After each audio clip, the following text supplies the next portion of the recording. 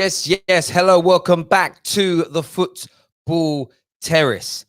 An interesting, Jadon Sancho update for you this evening. The transcript of a Borussia Dortmund-based podcast has been deciphered and translated on social media.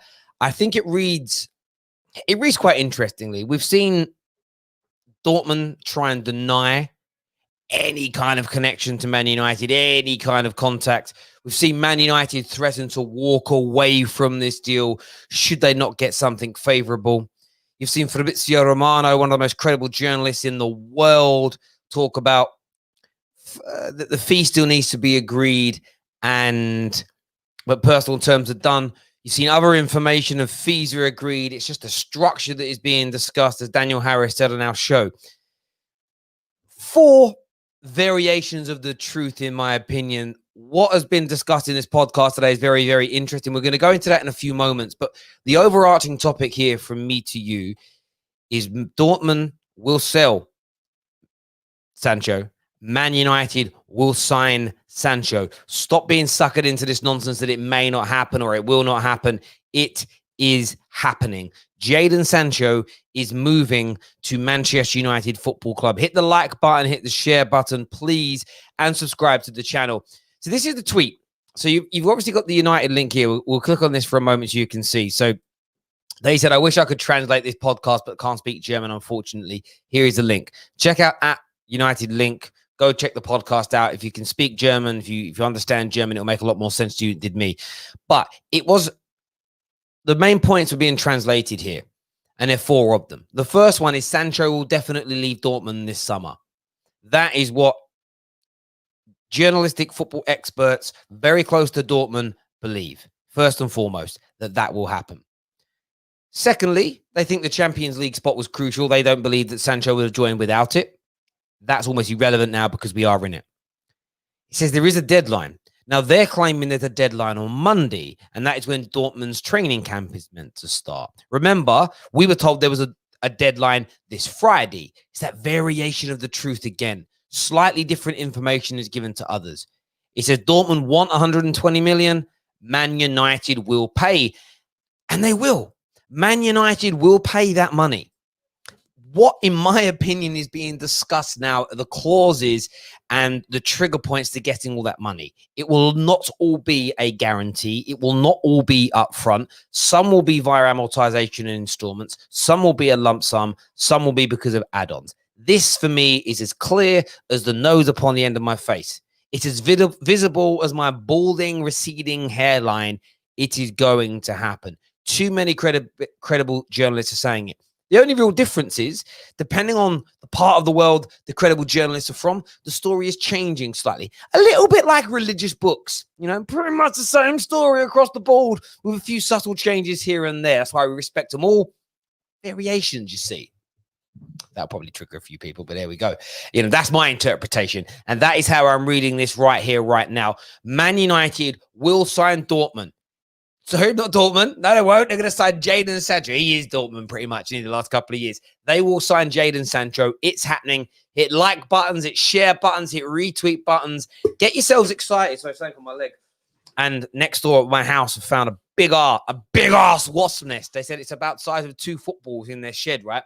Recently, I know there's a lot more wasps around my garden, and they said they found it. So they're going to be, tomorrow it's getting cleared out. So we've been told to leave the house by the pest control. They said, yeah, they look quite aggressive, so you guys are going to have to leave. We'll get most of them, but there will be a few straddlers for a few hours that are going to be very angry because basically they're being evicted. So got to go out my house tomorrow. I hate them things as well.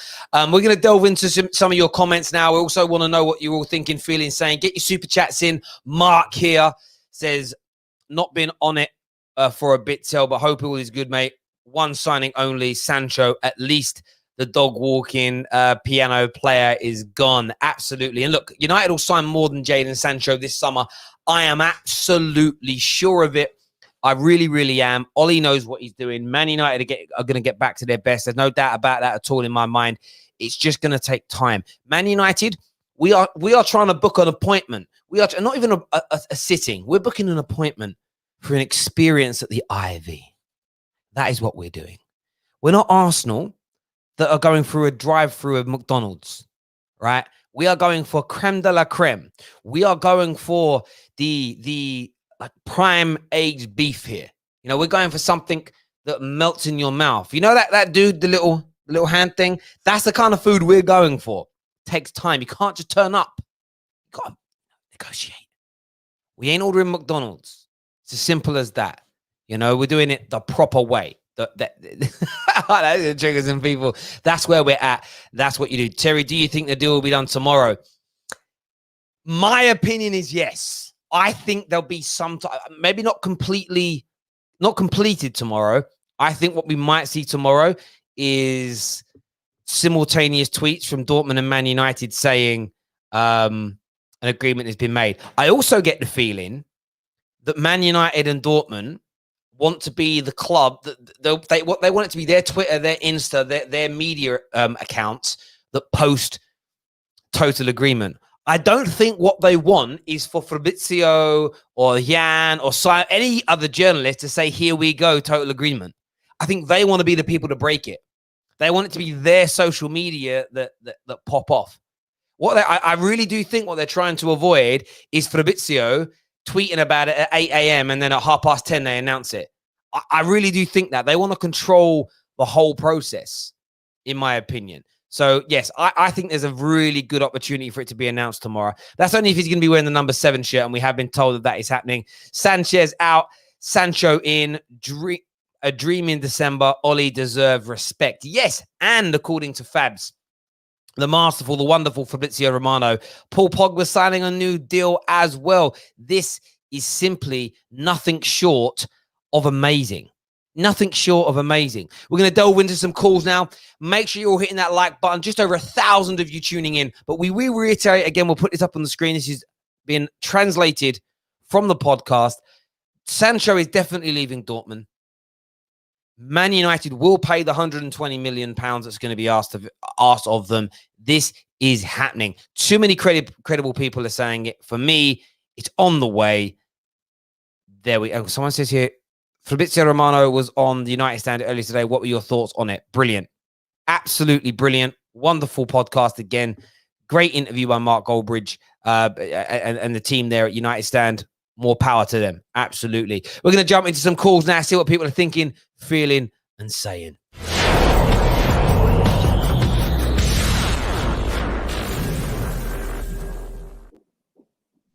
We've got Mr. Khan and how do I pronounce your name, bruv? Are you? Hello, brother. Yeah, how do I pronounce that? Hello, Terry. Hello, what's up, mate? Yeah, I'm good. How do I pronounce your name? Sorry. I'm from Nepal. Oh, lovely, mate. Is that a Liverpool shirt you're wearing? The United shirt. Oh, good. I thought it was the neck made me thought it was a new Liverpool shirt. That's cool. You're a Man United fan.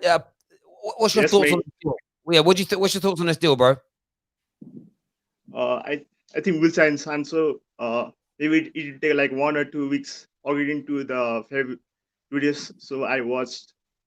I think we need to sign some players like a new CDM, Declan Rice, maybe. Yeah. Or Van de Beek. Oh, mate, I'd love Van de Beek to come in as well. How good of a signing do you think Jadon Sancho will be? It will be a brilliant signing. I'm telling you, mate. We can challenge for the Premier League, maybe. Yeah, that's what I want to hear. Mr. Khan, what you saying, bro? Hello, Terry. How you doing? This deal, Sancho is basically the stepping stone on the right direction for Manchester United. Sancho is a Manchester United signing that we all want after Ronaldo. A big signing on the right wing that can it's just like a infinity stones that to make the Avengers good. Because we have Greenwood, Martial, and Rashford. We need another one. We need another one, a right winger, a player, a very talented youngster to make us make more greater. And even if I'm not wrong, if we sign Sancho, Grealish, another center back, I want my team to be competing, challenging. But I'm not saying we will going to win the league, but close the gap, 20 points. I know this team is capable, but we need depth. I think we are lacking squad depth in our team. that when he make the substitution, we always have a lag. You can see we're having a lag in the team. Mate, no, I agree. I agree that we have been lacking in certain areas, but it's going to be a lot of that's going to be dealt with this summer.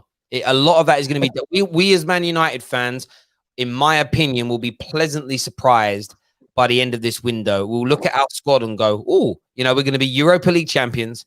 We're going to be going into the new season with the Avengers. We're going to have some strength in depth, and trust me, rivals are going to be scared. Boys, I appreciate you both coming on. We're going to jump on some more callers now. Thank you both very, very much indeed. Cheers, mate. Thank you, mate, and having you say, really appreciate it. We have up next Shane 10, Elite KJ in the house as well. Boys, hey, we're going to jump into Rachel Specs super chat first. She says, I'm presently surprised at how quickly this seems to be getting done after the end of the season. Absolutely. It's I think what's really helping accelerate it is the new Premier League season starts in under 5 weeks. That's always going to help these deals get done. A little bit of PR. Man United want to control the media narrative. So do Dortmund. I don't think they want to here we go. I think they want to be you always remember, like, Man United are going back to how they used to operate. How I knew we weren't going to remember when there was the Eden Hazard announcement. No, it was between Man United and Chelsea. Most people thought as soon as we were told that Hazard would be announcing it on his Twitter account after a particular time, I stopped being interested. My thought was, oh, he's going Chelsea then, because there was no way at that point at Man United we were going to allow a player to announce where they were going on social media. Remember, Fergie wouldn't even allow Man United Football Club to have a Twitter account. So there was no way it was happening. And I feel like that's what we're trying to do with a lot more of these deals now is, and that's why I think the British press we are close with are being told, you guys pretend like it's nowhere near happening. We'll make the announcement, but you guys will get the exclusive interviews. I think that's what they're doing here. And Fabrizio is almost doing the same thing from a Dortmund side of things as an example, but it will be the clubs that announce this, in my view. I think we'll get that before here we go. I agree. I don't know. I don't really care. I don't know. I don't really care. Yeah, I really don't. You're the club, Dortmund, Fabrizio, my nan. If my nan broke the news, I'll be like, yo, this is sick, fam. Like, I don't care, fam.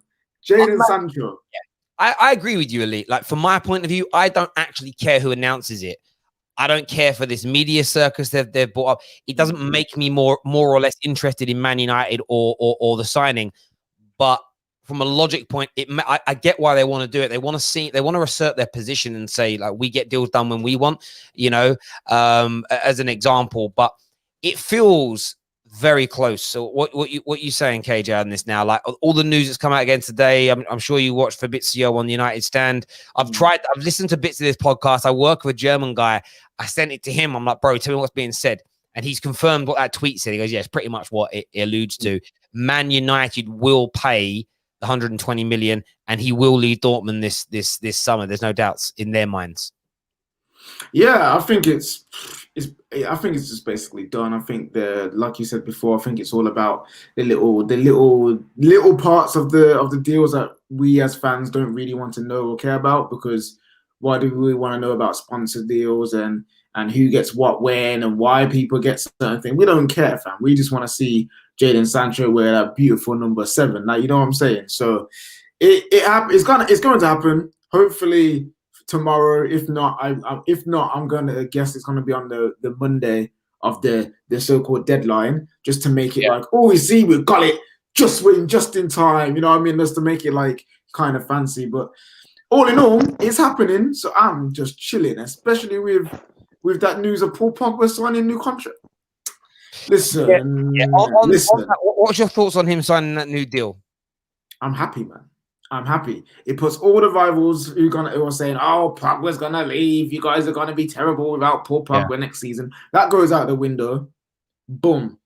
Like, we are now ascending. The Avengers are assembling, man. You know what I'm saying? It's going to be beautiful just to see that contract headline, Paul Pogba. I'll be like, yo, listen, Arsenal fans are getting gassed about Aubameyang staying. Yo, how much bigger will Paul Pogba be staying? It'll be so much bigger, fam. He's going to be sick. I'm going to love it. No, I agree. I love this here. I love when people, my tweet I put out, I was showing people go, no, it's just clickbait, mate. It's like, no, this has come from a genuine, credible source, right? This guy goes, no, you are, because you said the deal was done 3 days ago. No, the media did. I love it. I love these people that don't actually watch what we do. And I love responding to them and triggering them more. But yeah, go check it. If anyone watches German, that can speak German, go listen and watch that podcast on the Paul Pogba thing. See, I know Shane was on earlier talking about it. I've had more time to reflect. It's amazing. It's just the one thing I want to see more of is respect put on Ollie's name. Because whether this is the thing, that it's the Pogba lovers and the Martial lovers who are the biggest detractors of Ollie, but your boys want to play for them. Like, honestly, it tells you something. Do you know what I mean? It's like, I don't know, for me, I just feel like these people have got to wake up and go, do you know what? You know what? This Ollie must be about something, you know. There's got to be something about Ollie that attracts all of these players, these great stars, to want to be there. Martial's mood turn around. The end of last season, it looked like he was going to go. He didn't look happy. Yeah. There was body language stuff. Same with Pogba. Pogba was going to go. Rashford was Trashford. Rash Bandicoot, championship player, as an example. Sancho would never join us. Bruno was going to reject us. AWB was going to go Tottenham and not play for us. City have swooped in and taken Maguire away. No, all of them have picked Ollie. And look, were we brilliant all season? No. Were we brilliant or very good to brilliant from January to the end of the season? Yes. The more you look at it, the more you've got to get behind Ollie now. Like all these Ollie out guys, I think they're all sitting there going, I think I'm on the wrong side of this fence, you know. Next season's going to get a little bit peak. I don't think I can actually be Ollie out next season because it's not going to get the traction. Because when we start the season, opening 10 games, we're going to walk away with 20, 22 plus points. Mans are going to be like, oh, you know, we look decent. I reckon between 22 and 25 points of our first 10 games, we're going to be on fire, mate. Like, not going to be at Liverpool City's level. We're going to be very, very good indeed. And Pogba, for me, is the main piece of that jigsaw. It's all going to, next season, it's all going to work off of Paul Pogba's dominance in the middle.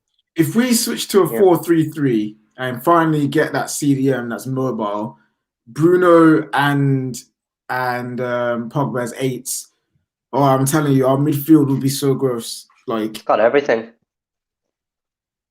Like literally, man. Like, obviously Ollie's the manager and he decides how we play. And obviously as fans, we might not see certain things in training and in tactics that we don't fully know. But read that, Elite. You're being called out, bro. 100%. Why is the guy wearing an Inter shirt? Again, it's about United signing, not kind of fans we need. Okay. I'm still a United fan, baby. I'm still a United fan. You know why I bought? You know what? Yeah, I'll tell you a story. The reason why I bought this Inter shirt is one, because I think it's wavy, and two, this is the shirt where they signed Romelu Lukaku, and I was that gassed. I was like, yo, let me get one, fam, because they just did me a favor. So I don't care, fam. I like football shirts. Football shirts are wavy. Get Sanchez on the back of it. Oh no, I wouldn't go. Nah, not that far. Not that far. Listen. If the shirt is wavy, yeah, the shirt is wavy. Like, Shout about a Dortmund shirt once. Again, I don't back the final bit of Liam's comment around we don't need fans like that, but I wouldn't wear any other club's kit ever. It wouldn't touch my skin, but we're you know, preference is preference. Willian rejected a contract extension. Good. Back up to Sancho and Rashford, experience, cheaper contract, and still quality though. Yeah, but Willian wants a 3-year contract at 100 grand a week. I'm not giving him 100 grand a week and 3 years at that. It's not a good deal for me. Like, Dan James is a good enough backup with Lingard. Lingard and Dan James are the two backups to cover like the wide and 10 positions next year. I would be, even if we sign Grealish, it's even better. If we don't, and those guys are our cover for the main front four from the Avengers, and with a bit of Bruno, I'm cool with that. Like, I'm genuinely cool with that. I'd much rather us. I'm almost feeling now with the Jack Grealish thing. I'd like him to come in, but I would much prefer a Van der Beek that can play deeper, or a Thomas Partey that can play deeper. That would make me a much happy man. Any of you boys want Willian? I would rather Kingsley Coman over Willian. No, I mean, Kingsley Coman's good. I mean, get him on. It depends how much they want for the man, like in my view. But there we go. I think it's 30 or 40 million. The only bench man that I would want who's a winger, really, is Alan St. Gucci Mane, fam. That's the only guy. Oh, he's really class. Alan St. Maximin, yeah? Oh, yeah. If we was going to get him... Guys, you see, for me, I look at him, Zaha, Traore, as all the same type of player. There ain't as much end product quality as people make out. It's very aesthetically pleasing, but I don't think they're. Nah. You see, with Alan St. Gucci, man, yeah, You get it. he's got more quality, I believe, than Zaha and Traore.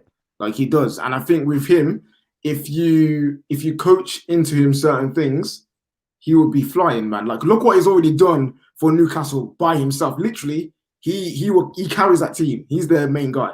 So if you can do that for a Newcastle team who don't really play football, then you're fam. Instead of Steve Bruce, and you've got like a manager that wants to play attacking football and get the 1-2s going, St. Gucci Mane's the one, fam. I'm saying. Yeah, but I don't know if he would want to be on the bench in the team. I don't think he would want that. No, I get that, but saying that, would you rather stay first team football at Newcastle fighting for 10th and trying to stay up every year, or Champions League football with Man United? You know what I'm saying? And it's rotation as well. And it will be rotation as well. Yeah, I'm just not convinced with him as a player, but he could be something special. Shane, thank you very much for coming on, mate. We'll chat to you again soon, my brother. Jump on to some more callers now. Next up, we've got Mateus B in the house. What you saying, Mateus? What's up, guys? What's up? Hey, yeah, what's your thoughts on the Sancho news, first of all? I think it's a wonderful deal, which is necessary for a good season next season. And Are you confident it will happen? yes, I am almost 100% sure, man. I mean, when people like Fabrizio Romano's out here saying that it's probably going to happen, I'm straight up on the deal. Because I think with Fabrizio, he's a lot of the time like, if he says it's maybe gonna happen, and then a lot of the times it happens. Like he's very holding back of the deals, I think. Yeah, I hear that. And in terms of anything else, where else do you personally think United need to strengthen to go and challenge heavily next year? Mate, I think we need a CDM, to be honest. I think a lot of people are bigging up Matic a lot right now, and I don't think Scott McTominay, like Gilbert said earlier on the United stand, I don't think McTominay is a CDM. Where I think we need a guy like you also said right before, like Thomas Partey or someone who has more depth, and can fall back and be like a fifth defender. Yeah, no, I kind of get that. I like Scott McTominay. Scott McTominay for me is quite literally the new Darren Fletcher. I think he can play a part in this squad and in this team at the right times, at the right moments. That's how I see him. I really want us to go and get Thomas Partey. I think the cost to valuation, like theoretically, like if you could flip him like a house. You could buy him now for 42 million and sell him next week at 65 million. Like in terms of his valuation, far outweighs his cost. Right? It's such a snip. When you think about, as I said before, I'd love more strength in depth in the attacking roles. I'd like Jack Grealish, but if they're not going to yield from 80 million, I wouldn't pay it. I'd then go, hang on though, could we not strengthen the central areas? You know, it might mean to get Thomas Partey. It probably means you sell Fred, but I'm cool with that. I am genuinely cool with selling Fred for, say, 35, 40 million. You bring in Thomas Partey that we know is highly likely to deliver, get it done. And then suddenly, honestly, if you started the season with a team of Partey, Pogba, Bruno, Jadon, Rashford, Martial, we have the best midfield and attack in the league. There is no team that has a better attack and midfield than that. It is the best, and arguably the best in Europe. The best midfield and attack in Europe. On paper, they've got to go out there and play. They've got to go out there and deliver. But someone tell me a team with better combinations. There isn't one. There isn't one. There absolutely isn't one. It would be astounding. If you think there's a better combination than that, and that's what we want to happen, Thomas Partey in, Sancho in, Man United, best midfield, best attacking in European football. Come on here now. The link's in the description below to call in. Want to hear from you. Mateus, my bro, I appreciate you coming on, having your say. We're going to jump into some more of these calls now, my man. Thank you. We're going to throw on MU Barmy Army next. What do you want to say, bro? Good afternoon, Terry. How you doing? I'm very good, mate. I'm very good. Good. I just wanted to mention about the Jadon Sancho deal. It's a massive massive thing for Manchester United. I'm actually calling from Bermuda, one of the islands in the Atlantic. Hey, my that guy. is, bro, that triangle thing, isn't it? Yes, yes. Anyway, I've been anxious to call in, and I just haven't been.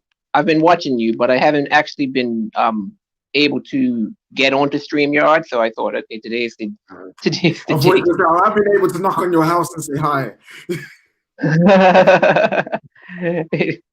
Yeah, well, I'm delighted on the Sancho deal, and 100% sure that this is gonna go through.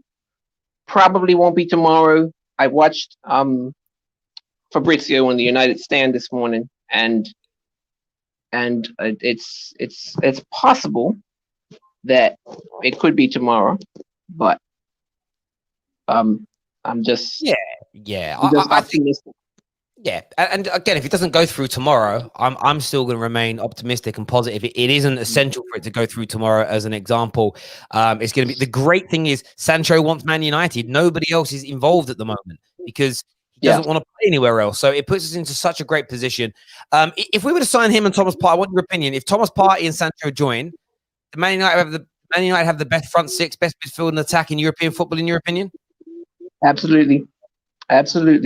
I don't know about the Partey because it's we would have to sacrifice someone for Partey in my opinion. I don't think Fred go do it anything. We can do it. Poor Pastor Frederick, man. He out here just want to give out. He just wants to give out sermons. I do like Fred. Sell him quick. I do like Fred, even if you say that that his probably the best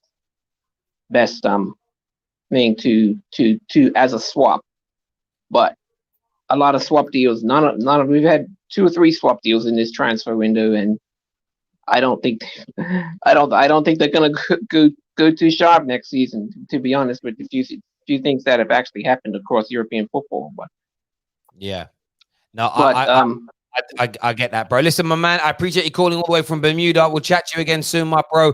We got Eye Test in the house now. Eye Test is here. Eye Test. Hey, Partey and Sancho come in. You know for a fact that Man United have the best midfield and the best attack in European football, don't you, bro? He's muted. Oh, you know. Hello, bro. Yeah. So I came on just to ask for an apology from you because I remember on the 7th of December 2019, I watched the video earlier on today, on the 7th of December 2019. Yeah, you could go watch the video back. I said, when you was only out, I was like, listen, you have to trust in a project. Like, I said also on that video, a center attacking midfielder will come in and change everything. You could watch it back. I said a central attacking midfielder will come in and change everything and fix our problems with the playing against the lower sides that play a low block. Look what happened. Bruno came in. He changed. He fixed our problem with playing against the low block. I said, Eye test. Let me just say this. I've already come out and done my apology video, bruv. I said I got it wrong. I want one for me. Oh, bruv, you ain't no apology. You think Zach is better than Haaland. You don't deserve an apology. No, listen, honestly, I'll look in the camera. If I shot you, I don't remember doing that, to be fair. If I shot you down personally for an opinion that I've now changed, I genuinely apologize for that element and that shutdown always, of course, because on that point, I was wrong. So there you go, bro. There's your apology. Thank you very much. Thank you very much. There we go. Respect. There we go. But let's go back to the point I made. Thomas Partey and Sancho join our team. Do we have the best midfield and attack in European football? In the Premier League, 100%. In Europe, yeah, probably. Actually, no. I think probably Real Madrid have better with Casemiro, Kroos, and Modric.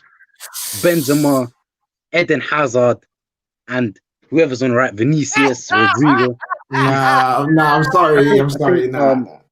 I would say therefore maybe in a Premier League, but I don't know about the world. I think the only thing that could rival it is probably PSG. Yeah, They've got Neymar, Neymar, Mbappe. Mbappe, Icardi up front is disgusting. You got Verratti in the midfield. Ghana Yeah, Gay, he's a good player as well. And I'm not too sure who their third player that, is in that's that midfield definitely area. better. That's definitely better. But So I'd definitely say maybe in the Premier League. Who's their attacking players at PSG? Or Mbappe's one. Who's the others? Neymar and Neymar and Icardi. it's pretty good. Yeah, that's pretty good. To be fair, that's pretty good. That's pretty good. But I think ours has the biggest ceiling. Oh, someone said Bayern Munich with Gnabry, Sane, Lewandowski. No, because I wouldn't. Honestly, if you offered me now Sane over any of our attacking players or Gnabry, I wouldn't say yes. I'd say no. So for me personally, I wouldn't want to sign any of those guys who we've got. Lewandowski, yeah, we know how great he is.